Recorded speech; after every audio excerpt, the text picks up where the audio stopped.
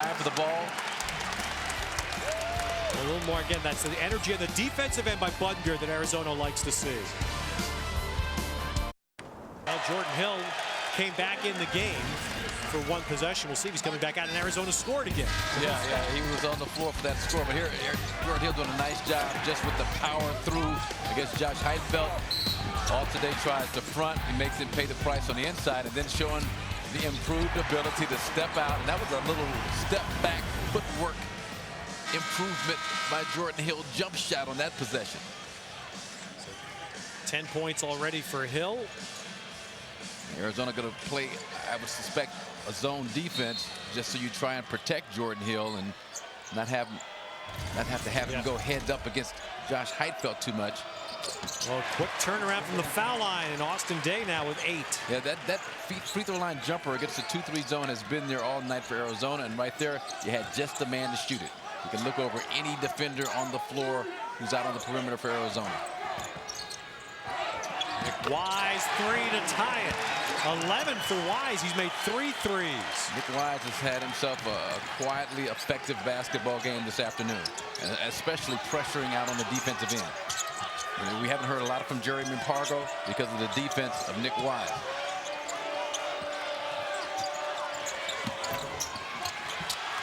Kyle Fogg. Give it off, and Bolden quick out there to make sure Wise didn't shoot. Offensive foul. And that's what you're concerned about, and that was a gamble that didn't pay off for Russ Pennell. Well, Jordan Hill played 14 minutes or so okay, and then he's picked up 2 tough fouls. And try and step through. A good job by Josh Heitfeld right there to take it in the gut. And that's where Jordan Hill has got to use better judgment, understand the foul trouble.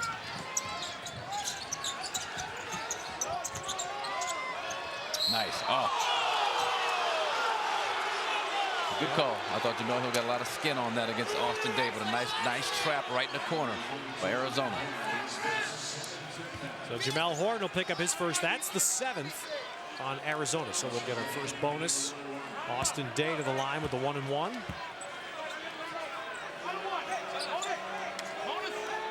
Austin Day tore his, or I shouldn't say, in a minor tear as it turned out. In a camp this summer, they thought he had torn his ACL, was going to miss the year, and they had second opinion for Gonzaga. Said, no, just a little thing that he can get over. He plays with a brace on his right knee. But the LeBron James skills camp had the injury. He's just now rounding into 100% shape, 100% basketball shape.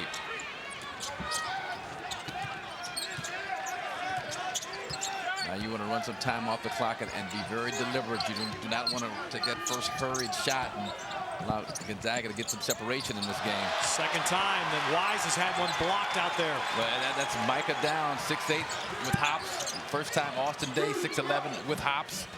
That's that length you talked about, Ted. That's where it pays dividends for you. Wide open Pargo. And a nice rebound, Jamel Horn. Jamel Horn's going to have to play with Jordan Hill sitting. Yeah, against San Diego State, had 8 of his points down the stretch when Arizona was able to pull away. That's the kind of aggressiveness offensively they need in this game. He did a lot of it on the offensive glass in that game. Now this time, Pargo's going to be called for trying to plow through a screen. Jeremy Pargo picks up his second for Gonzaga. It is their 6th. Jeremy Pargo just going to try and bull his way through the screen set by Alex Jacobson. We hadn't heard a lot from Jeremy Pargo in this game as he takes a seat for Dimitri Goodson. Frustrating. Yeah, look at that. Frustrating afternoon for him so far. And that's the guy they'd say his personality is kind of the trigger for the team. Buttinger for the top, hits the 3. Chase having fun, having a good time, enjoying the game of basketball for the first time in a couple of years. Why now? Why do you think he's enjoying it now? I think the approach of the coaching staff. You're talking to Mike Dunlap. worked with George Karl with the different nuggets and learned a lot from George Karl about not being confrontational, not demanding too much. Russ Pennell talked about understanding who Chase Budinger is. He's not this rah-rah, vocal kind of a leader. He's the guy that you've got to allow to express himself out of the court and be who he is. Do you think it was tough for Budinger and Jared Bayless together last year? Yeah, well, it wasn't enough shots for both of them. But when Jared Bayless coming in as a freshman, as good as he was, he dominated the basketball a lot of times, not in a bad way. He had a terrific season, averaged 20 points a game, but I thought Chase felt like a second fiddle out there. Now Chase feels like this is his team. He can step up and make the plays when called upon. So Gonzaga with the timeout here at 1:24 in the half. Coming up at the half, our final score studio update from Los Angeles. Well, of course, all of the day's highlights, most of which are football related. And then we'll, of course, recap the first half here from Phoenix. And here's Arizona running 2 men in the backcourt at Goodson. Everybody wants an over and back, but you have to be completely over the line, ball, body, everything. But every time that happens in a game, the fans instinctively yell over and back because they've changed that rule over the years. This time it's Gonzaga on. Look at Gonzaga owning the glass, but unable to finish, and it's out of bounds to Arizona. The break for the Wildcats. Who is it ever? Yeah, they're playing volleyball on the inside between Micah Downs and Austin Day and Josh Heidfeld.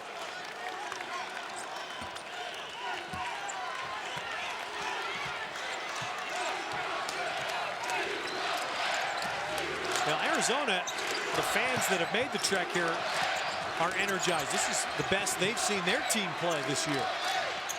I'm telling you, with the way the Pac-10 is this season, in terms of parity, yes, Arizona exhibits this kind of energy and effort defensively. They could be right in the thick of things in the upper division, one of the top 5 teams in the conference. And Nick Wise, ooh, that's been the one thing that I've noticed with Nick Wise this year. It's gotten him in trouble with those kind of fouls, and he flirted with one there. He was out of control and got a little bit too flashy, too fancy Dan with that pass. All you want to do is just stay solid. That's what cost him. Nick Wise fouled out at Texas A&M on that precise play, a drive down the left side of the lane where he just couldn't allow himself to get caught with that much time left. That's where the old John Wooden jump stop comes into play. Fundamental basketball.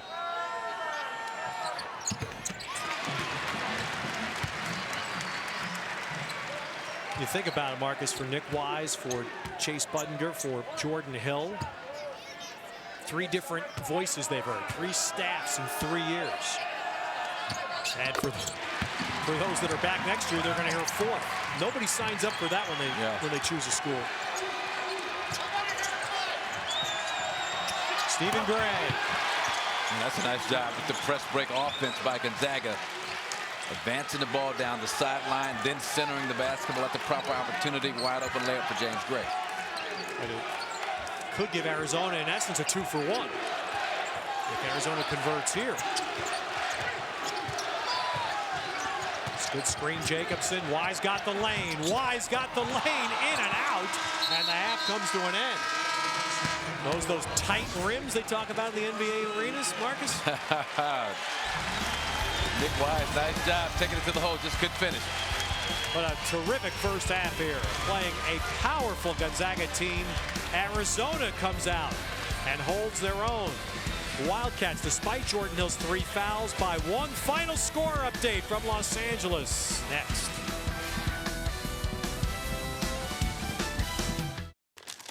Arizona by a point at halftime in Phoenix. Marcus, the very thing Gonzaga's kind of staking as their turf this year to try to make that big run is playing better defense. And here's Arizona. This is what we've talked about with Arizona when Kevin O'Neal came in last year. And here's Arizona playing a first half with defensive intensity that we haven't seen very often. Yeah, you're absolutely right. And one of the things Arizona wanted to do at shoot-around this morning, they've worked on extensively, is take Gonzaga out of that first and second option, make them use some of their counter plays.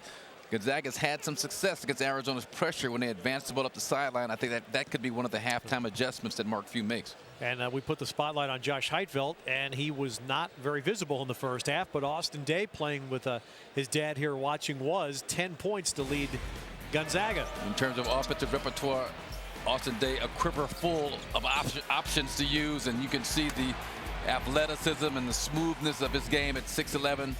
And then for Arizona, Nick Wise did a nice job of carrying his team offensively. He and Jordan Hill, but he was just an opportunistic basketball player at the offensive end, taking the shot when it was there, attacking the